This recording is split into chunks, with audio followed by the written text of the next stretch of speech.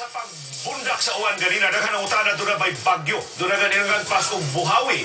Apan ang pag-asa magtan ni pasabot, cloud burst o cloud outburst. Mo'y hinungdan sa kusog o kalit nga pagbundak sa uwan diri sa ato sa Subo. Atong kauban ron si Alice Canasa, live sa Pag-asa Magtan. Alice, mahimo bang imong ipasabot unsa ning cloud outburst? Rainburst na Kini gitawag nato Australia o microburst. Mo kini siya, it is a localized intense downdraft with a very strong vertical current. And then this cause a heavy precipitation. So ang hitabo ganiha microburst. Unsa man ni Alice, na sentro ba lang sa Metro Cebu? Doon ba specific nga mga lugar nga gibundakan yun sa uwan nga naangin na lang ang kasilinganan ng mga dapit? So doon na lang mga usa sa labing lapad o labing kalit nga baha ang nahiaguman sa Metro Cebu karong adlaw tungod sa kalit nga pagbunog sa uwan kaganinang buntag.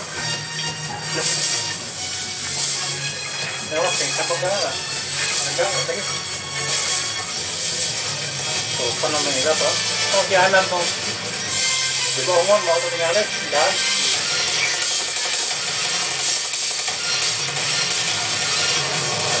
Ako ang sinugdanan sa kamabuhan. Sa tigil patrol sa Visayas, mga dakbayan sa Subo o Mandawi o Lapu-Lapu nahiagom sa grabe baha tungod sa kalit o kusog na bulok sa uwan. Baray sa barangay Subandako o dakbayan sa Mandawi, gihugi-anod sa baha sa duha ka managsuon na luwas sumangibanlas. Mga eskwelahang gibahaan natubos pagsuspenso sa ilang klase. Nadela sa Osmeña Boulevard, dakbayan Subo, Subandako, dakbayan sa Mandawi. O Grino Taliada sa Mapolo, dakbayan sa Subo. Si Rachel Dangin sa AS Fortuna sa dakbayan sa Mandawi. O si Rico Lucena sa Sky Patrol.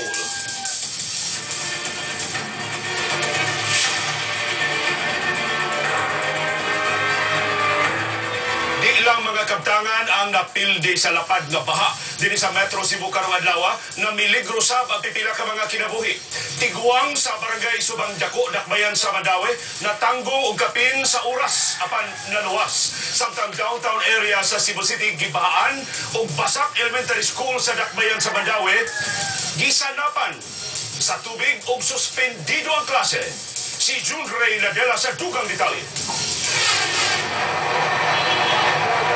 Niawas ang tubig gikan sa sapat sa sitio Paradahit, barangay Sumandako sa dakbayan sa Mandawi. Tungod ini, daghang bahay gibaha. Alas 2 ka oras, padayon lang gihapon ang ingunay ni kakusog ang bulong sa tubig.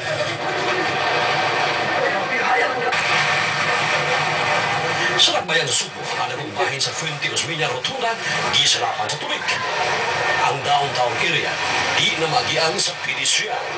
Suspendido karon ang klase sa Basak Elementary School sa dakbayan sa Mandawi. Parang classroom na sugod sa tubig. Di pa sa mabarabara ang balor sa mga kabtangan nga nangabasa. June Reynadilla, ABS-CBN. Wakadagan ang masakyanan. Danghan na tanggo. Gipanglulupan ang mga tindahan. Ang mga gamay o mga dagkumbay. Ang umali sa kanilang sa styrofoam aron makauli o makatabo paingon sa ilang bay.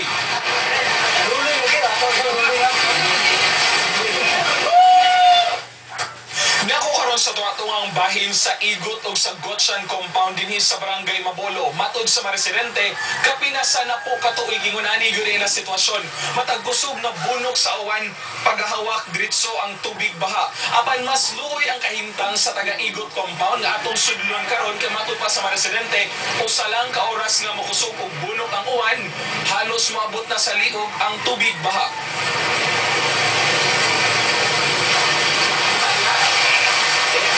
Sabay ni Manuel, gipanghipos na ang ilang mga butang.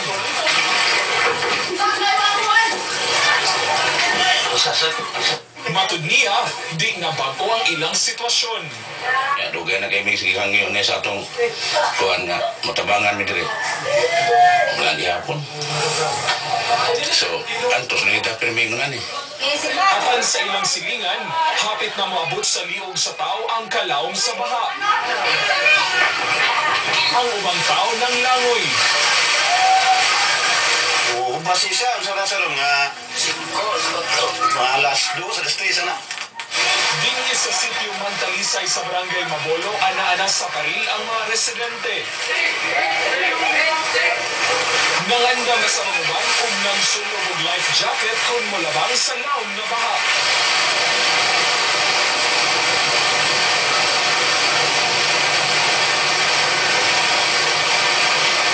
Ang tubig. Grabe karon sa una kaya dili mo kaya bro. Pero saya gari ko to. Pero gari ko na. Nang lutaw sa banggang basura dinhi sa sitio Sindulan. Ang kapitan sa Barangay Mabolo ni konfirmar nga kini ang labing grabe nga baha nga ilang nasinati. Yun mada sa barangay na to, ginhanap yung support inis nasyonal o sa city kay tungod kini nga tong barangay mao man ni kinaubusan sa tanang barangay na ato na nagposisok ang tanang sapa na aliri na to napadung ang tubig. Andam na ron ang tungaan og gym sa Barangay Mabolo alang sa posibleng evacuation. Reno Taliada, ABS-CBN News. Samtang daghang pasahero sabang natanggong sa mga daan na kanunay ng bahaan sama sa AS Fortuna sa Dakbayan sa Mandawi. Si Rachel Dangin sa report. Kusog na nibudak ang uwan alas 8 pa lang sa buntag. Dali nga nagpasilo ang mga tao. Apang dali sab nigilunupan ang mga daan.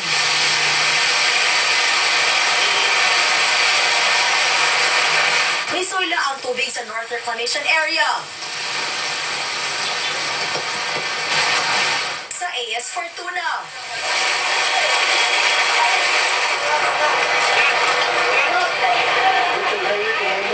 Dagang pasahero na nga tanggong napagnan sa makina ang mga ikan. Naglisod sa pagagi ang ambulansya.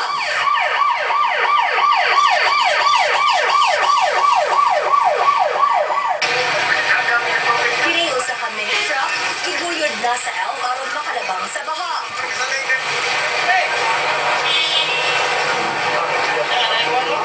Naglisod na pagagi ang mga pasahero. Apan ni ay usa nga nipugos gyud paglugsong sa baha dai ang bike. Giputos niya sa plastic iyang bag aron di mabasa. Ako'y pangan to.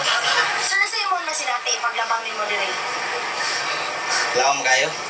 Nya. Kung mag-uwan naman sa hassle, pero sila rin nahibawan eh. Matagbunok sa kusog nga uwan, ingon ini na ang sitwasyon dinhi sa Dan AS Fortuna. Dakong hasol alang sa mga mulupyo, gumikan kay ang tubig moabot sa tuhod o panagsagani mulapaw pa sa hawakan. Panawagan nila karon ang dali nga aksyon aron masulbad ang maong problema.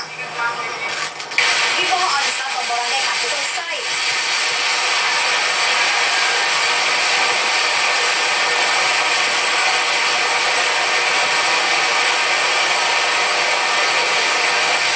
Barangay Mabolo,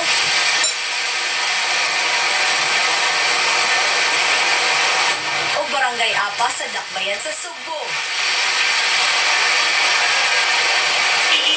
Nisod sa mga sakyanan o panimay ang tubig baha.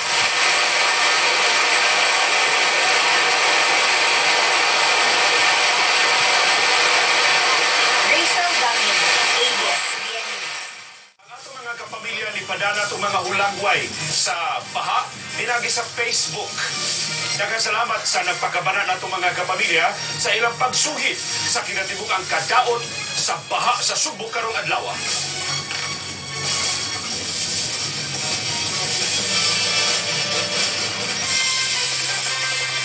Lapad ang kadaot nga nahiaguman sa kaptangan, labi na sa infrastruktura dinhi sa Metro Cebu.